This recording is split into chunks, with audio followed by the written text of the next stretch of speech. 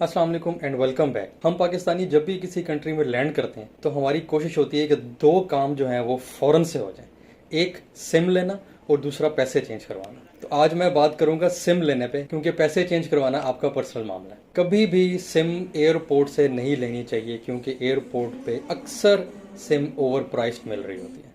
Even आपको mobile shop से भी जाके सिम नहीं लेनी चाहिए, क्योंकि वहाँ भी अक्सर प्राइस जो है वो ज़्यादा ही होती है, और फॉरनर्स को देख के तो वैसी प्राइस थोड़ी सी वो बढ़ा लेते हैं। हमेशा सिम लेनी चाहिए उनके ऑफिशियल स्टोर से, जो भी कंपनी है। अब मैं आपको बताता हूँ, जब मैं इंडोनेशिया एयरपोर्ट पे उतरा तो मुझे वहाँ पे जो सिम मिल रही थी वो इंडोनेशियन 1.5 लाख रुपए की मिल रही थी, और वही सिम मुझे इधर एक मॉल में गया तो वहाँ जो मोबाइल शॉप थी वहाँ मुझे वो सिम मिल रही थी 1 लाख इंडोनेशियन रुपये की, या 1,20,000 इंडोनेशियन रुपये की। और वही सिम जब मैं उनके ऑफिशियल स्टोर पे गया तो वहाँ मुझे सिर्फ 35,000 इंडोनेशियन रुपया की मिल गई। तो आपने देखा कितना डिफरेंस है। एक्चुअली हुआ यूँ कि मैं सिम लेने के लिए एक मॉल में गया, वहाँ पे एक मोबाइल शॉप थी, वहाँ मुझे सिम पसंद आ गई। अच्छा, मैंने इंटरनेट पे सर्च कर लिया था कि इनका जो मशहूर यहाँ पे सबसे ज़्यादा मशहूर नेटवर्क है वो टेलकॉम सेल, और ये एक स्टेट ओन्ड कंपनी है।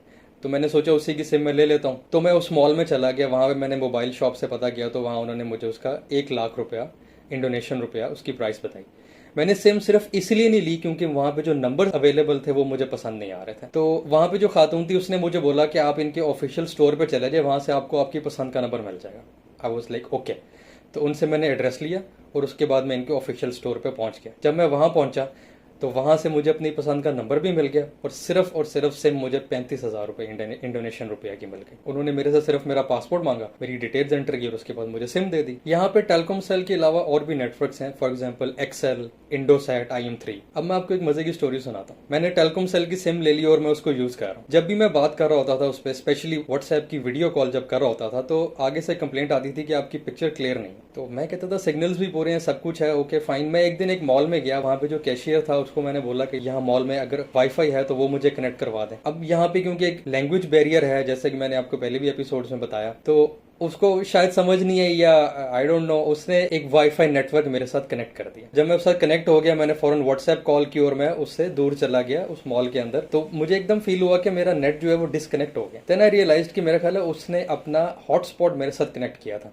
लेकिन एक चीज़ मुझे समझ आ गई कि जितनी देर मैं उसके साथ कनेक्ट रहा, मेरी व्हाट्सएप वीडियो कॉल काफी साफ चली। मैंने वापस जाके उससे फिर पूछने की कोशिश की कि ये सिम कौन सी है, लेकिन लैंग्वेज बैरियर की वजह से समझ नहीं आ रही थी। थैंक्स टू अ गाय जो एक मेरे साथ खड़ा हुआ था, वो रहता था बाली में। बाली में यहाँ पे काफी लोग जो है ना वो इंग्लिश बोल लेते, क्योंकि वहाँ पे काफी फॉरनर्स आते रहते हैं, तो इस वजह से वो लोग काफी अच्छी इंग्लिश बोल लेते हैं। ही हेल्प मी आउट। पता लगा वो सिम इंडोसैट की थी। So next day I went और मैंने इंडोसैट की भी एक सिम परचेज कर ली। सो टर्न्ड आउट के टेलकॉम सेल, कुछ जगहों पे टेलकॉम सेल बेहतर है और काफी जगहों पे इंडोसैट जो है ना वो बेहतर है। व्हाट्सएप वीडियो कॉल्स के अंदर इंडोसैट की जो सिम है उसकी परफॉर्मेंस काफी बेहतर है, और इंडोसैट के जो इंटरनेट पैकेजेस हैं उसकी भी प्राइसेस थोड़ी सी कम है as compare to telecom cell. अब ये देखें, यहाँ पे हम थोड़े से एनालिसिस कर लेते हैं। ये जो ऊपर वाले आपको पैकेजेस नजर आ रहे हैं 3, ये टेलकॉम सेल के, और जो नीचे एक पैकेज आपको नजर आ रहा है वो इंडोसैट का। मैंने 7 रुपीज में भी जो है ना प्राइस लिख दी है। पहला पैकेज अगर हम देखें तो 15 GB का पैकेज है 30 डेज के लिए, और इंडोनेशियन 1 लाख रुपए का, यानी कि पाकिस्तानी बनता है 1720 रुपए का। ये मैं टेलकॉम सेल की बात कर रहा हूँ। दूसरा पैकेज 30 GB 30 दिन के लिए 1.5 लाख इंडोनेशियन रुपए, यानी कि हमारे 2580 रुपए। तीसरा पैकेज 70 GB 1 महीने के लिए और इंडोनेशियन 2.5 लाख रुपए का, यानी कि हमारे 4,300 रुपए का। अच्छा, इसमें हम कंपैरिजन यूं भी कर लेते हैं कि पाकिस्तान से भी महंगा, और दूसरा कंपैरिजन ये भी है कि जो आपस में टेलकॉम सेल और इंडोसैट का डिफरेंस है वो भी आपको नजर आ जाएगा। अब देखिए आप, इंडोसैट का एक पैकेज है जो कि 200 GB है 30 डेज के लिए, और वो सिर्फ 2 लाख इंडोनेशियन रुपया का है, पाकिस्तानी 3,440 रुपए का। तो इस स्क्रीन से हमें पता लगा कि इंडोसैट जो है वो टेलकॉम सेल से थोड़ा सा सस्ता है।